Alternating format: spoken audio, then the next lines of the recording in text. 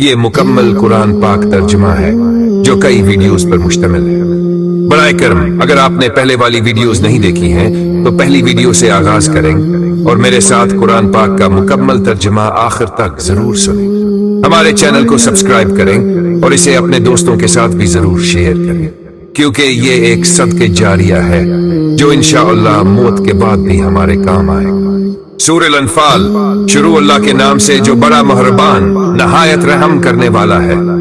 لوگ آپ سے غنیمتوں کے بارے میں سوال کرتے ہیں، آپ کہہ دیں غنیمتیں اللہ اور رسول کے لیے ہیں، بس اللہ سے ڈرو اور آپس کے تعلقات درست رکھو اور اللہ اور اس کے رسول کی اطاعت کرو۔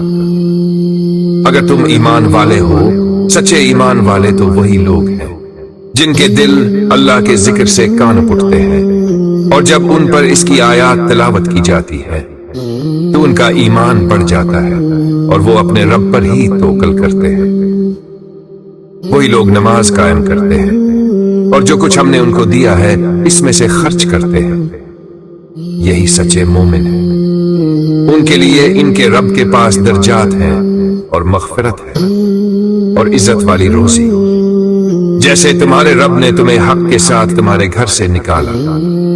حالانکہ مومنوں کا ایک گروہ اسے ناپسند کرتا تھا، وہ لوگ آپ سے حق کے بارے میں جھگڑ رہے تھے بعد اس کے کہ وہ واضح ہو چکا تھا، گویا کہ وہ موت کی طرف ہانکے جا رہے ہوں اور وہ اسے اپنی آنکھوں سے دیکھ رہے ہوں۔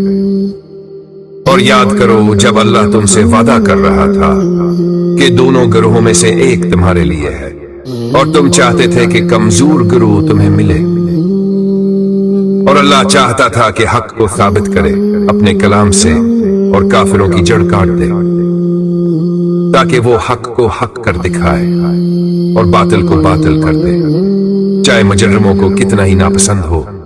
یاد کرو جب تم اپنے رب سے مدد مانگ رہے تھے تو اس نے تمہاری دعا قبول کر لی کہ میں تمہیں 1000 فرشتوں سے جو ایک دوسرے کے پیچھے آتے جائیں گے مدد دوں گا، اور یہ اللہ نے صرف خوشخبری کے لیے کیا اور تاکہ تمہارے دل اس سے مطمئن ہو جائیں، اور مدد صرف اللہ کے پاس سے۔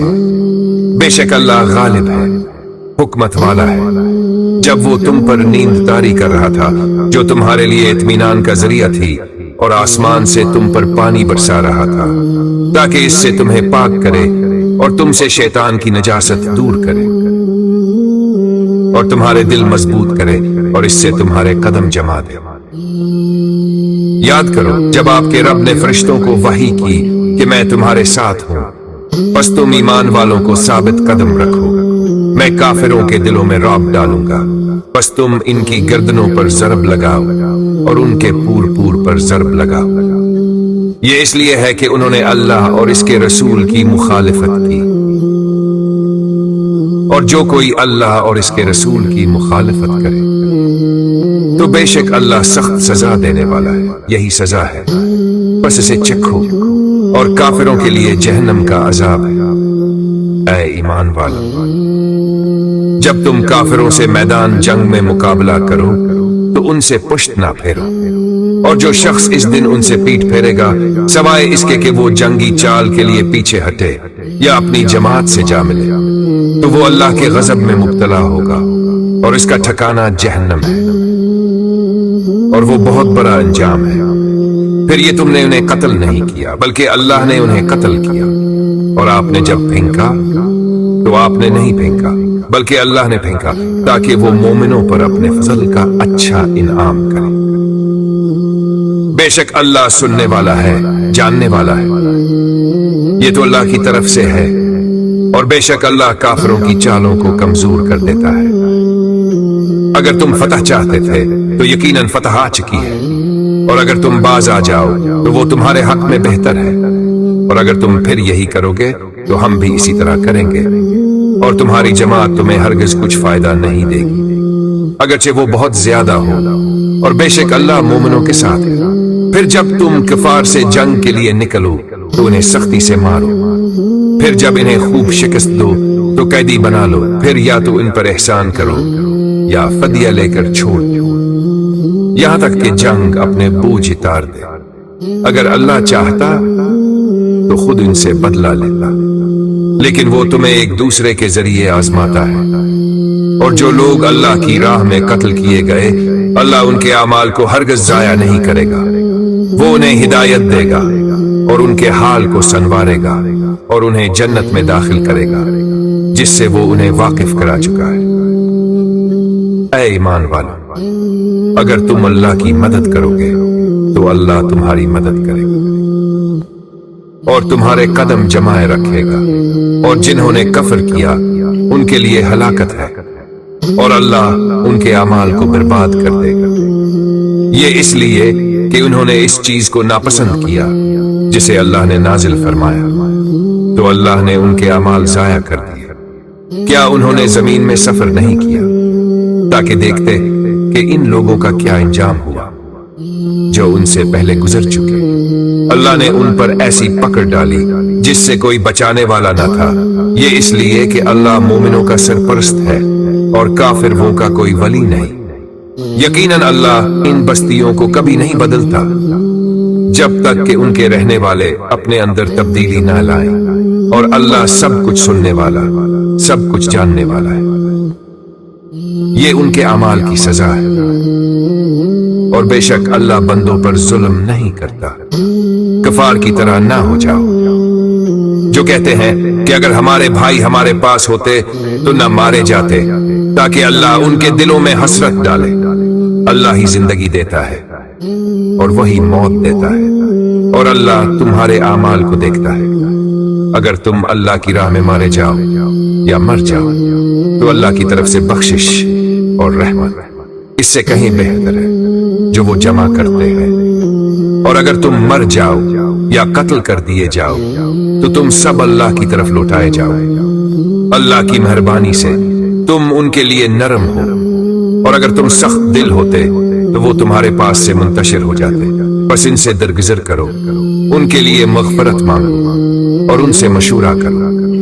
پھر جب کسی کام کا فیصلہ کر لو تو اللہ پر بھروسہ کرو، یقیناً اللہ بھروسہ کرنے والوں کو پسند کرتا ہے۔ اگر اللہ تمہاری مدد کرے تو کوئی تم پر غالب نہیں آ سکتا، اور اگر وہ تمہیں چھوڑ دے تو کون ہے جو تمہاری مدد کرے گا؟ بس ایمان والوں کو صرف اللہ پر ہی بھروسہ کرنا چاہیے۔ کسی نبی کے لیے جائز نہیں کہ اس کے پاس قیدی ہو جب تک کہ وہ زمین میں خوب خون ریزی نہ کر لے۔ تم دنیا کا فائدہ چاہتے ہو اور اللہ آخرت چاہتا ہے، اور اللہ غالب ہے، حکمت والا ہے۔ اگر اللہ کا حکم پہلے نہ ہوتا تو جو کچھ تم نے لیا اس کے بدلے میں تمہیں سخت عذاب پہنچتا۔ بس جو کچھ تم نے غنیمت میں لیا وہ حلال اور پاک ہے۔ اللہ سے ڈرو، یقیناً اللہ بخشنے والا مہربان۔ اے نبی، کہہ دو کہ جو لوگ قیدی ہیں، اگر اللہ نے تمہارے دلوں میں کچھ بھلائی دیکھی تو وہ تمہیں بہتر دے گا جو تم سے لے لیا گیا، اور تمہیں معاف کر دے گا، اور اللہ بہت بخشنے والا نہایت مہربان ہے۔ اور اگر وہ تم سے خیانت کرنا چاہیں تو وہ پہلے ہی اللہ سے خیانت کر چکے ہیں، تو اس نے تمہیں ان پر غلبہ دیا، اور اللہ علم والا، حکمت والا ہے۔ یقیناً جو لوگ ایمان لائے اور ہجرت کی اور اللہ کی راہ میں اپنے مال اور جان سے جہاد کیا، اور جنہوں نے مہاجرین کو پناہ دی اور مدد دی، وہی آپس میں ایک دوسرے کے ولی ہیں۔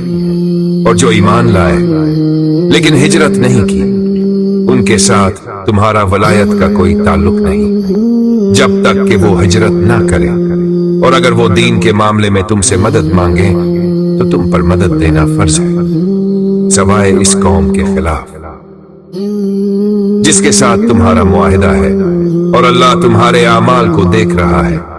اور جو لوگ کافر ہیں وہ آپس میں ایک دوسرے کے دوست ہیں۔ اگر تم ایسا نہ کرو تو زمین میں فتنہ اور بڑا فساد ہو جائے گا۔ اور جو ایمان لائے اور ہجرت کی اور اللہ کی راہ میں جہاد کیا، اور جنہوں نے پناہ دی اور مدد کی، وہی سچے مومن ہیں، ان کے لیے بخشش ہے اور عزت والی روزی۔